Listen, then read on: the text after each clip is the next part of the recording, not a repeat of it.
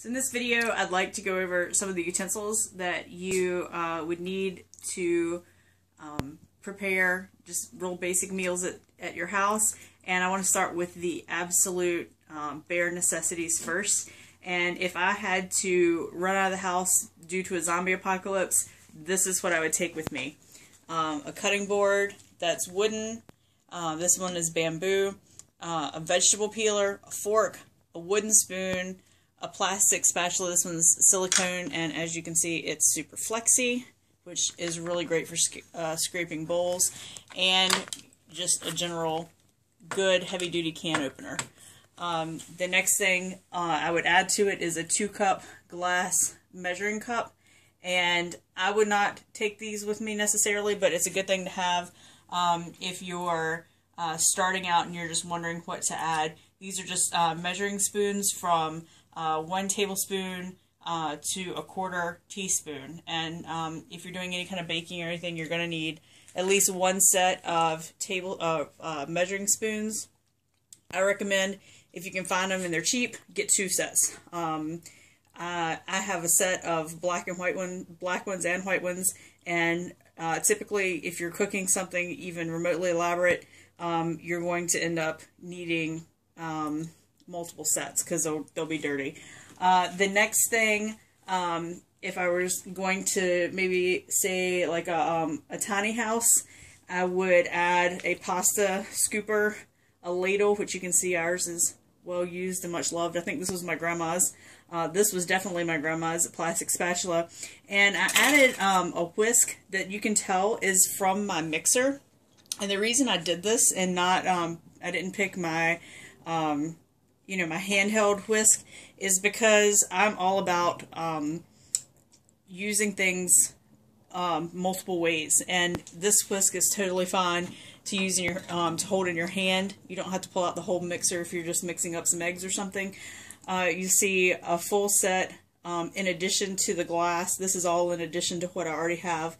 The separate cups from a 1/4 cup all the way up to a cup. And I would recommend a plastic funnel just because if you're handling soup stock or you're trying to put it in jars, it's much easier to have a funnel than it is to to do it with the ladle. I'm gonna go out. These are some things that are a little more specialty once you kind of figure out what you like to eat. It might be good to add something else. This is a standard cheese grater, but this is also a cheese grater. They're probably comparable in price. This one will give you a lot more flexibility and options. You have a slicer. These are good for little like ginger grating, and this one is really small as well for fine cheese grating. And I did want to mention this vegetable peeler as well, in addition to that one. I really like that one. It fits in my hand a lot better. It's a lot easier for me to use, but this is kind of the standard of what you're going to see in your grocery store. This will work just fine until you probably have to order that one online. And then just a standard meat thermometer. If you're getting started, this is a good way to kind of gauge how your meat's cooked. You can see, if it'll focus, that it has different temperatures for different meats, and those are important just for food safety. So that's the utensils I would use. If I was going for the same zombie apocalypse, I would definitely grab these 2 items right here. This is a cast iron frying pan, and this is a cast iron with porcelain coating. They call these enamel. Oh, it's enamel, but it's a Dutch oven, and the lid is cast iron as well, and then is also coated with enamel.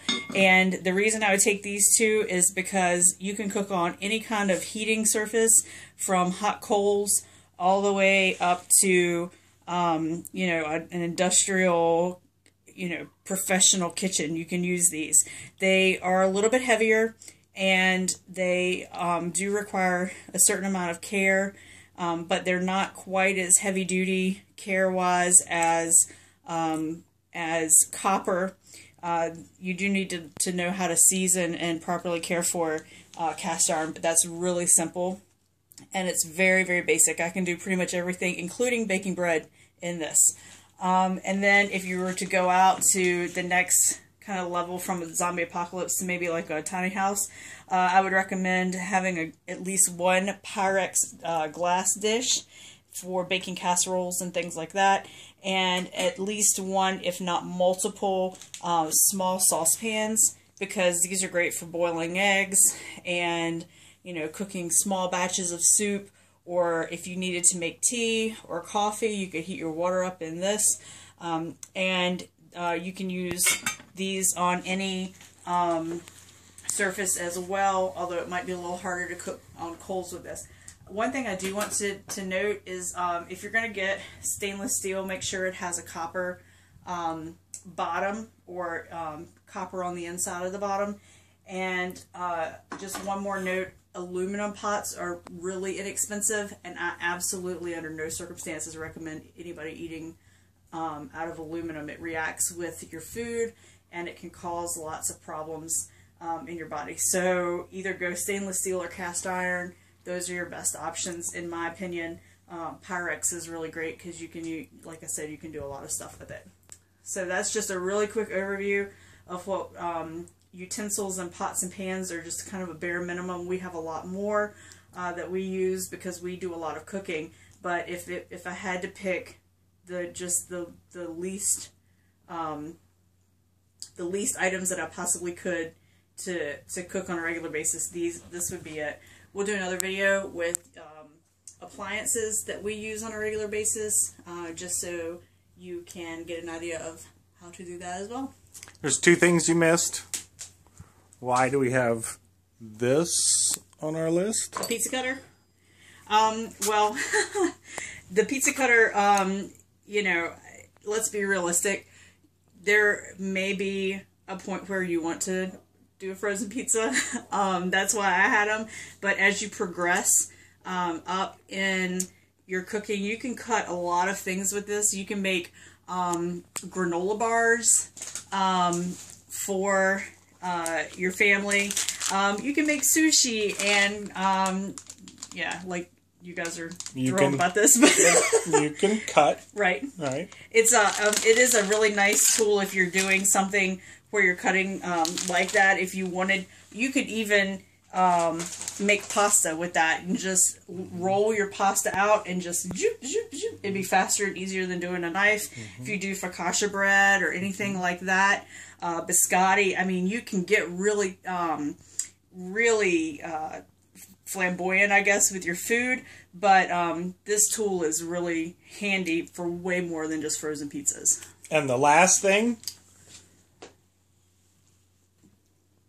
the coffee pot. All essential coffee pot. I was going to cover that in the appliances that we really need to have, but I'll mention it now because David brought it up. A coffee pot is useful for a lot more than just coffee. If you have a small space and you don't have the option for an open flame, like if you live in like my college dorm rooms, we were not allowed to have anything with an exposed heating element, or obviously like a burner or anything like that. I did a lot with my coffee pot, and you can do a lot with it. You can make obviously just hot water for soups. You can make your coffee, you can make your tea. I've even seen on Facebook, and I don't recommend this because it totally grosses me out, but if you wanted to cook hot dogs, you could put water in your coffee pot carafe and put your hot dogs in it and turn it on, and that would heat up.